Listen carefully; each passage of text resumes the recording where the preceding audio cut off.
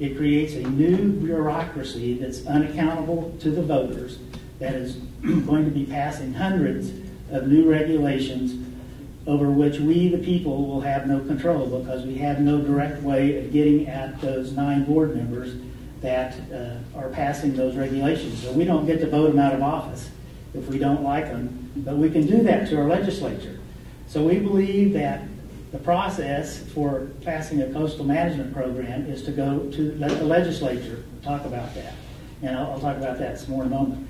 But I'd like to point out one thing. This is not like testifying before the legislature, because the ballot initiative is fixed. It cannot be changed no matter what idea I have. But if I was testifying before the legislature, I might actually have an inspiring thought that I could pass on to the legislature, and they might think that that was a good idea and actually change the law before they passed it. But we don't have that opportunity here, because the initiative is fixed and concrete, and so it goes before the voters as either a yes vote or a no vote, and our position is that let's vote. This communication was paid for by Vote No on 2. Top 3 contributors are Alaska Miners Association, ConocoPhillips, and ExxonMobil.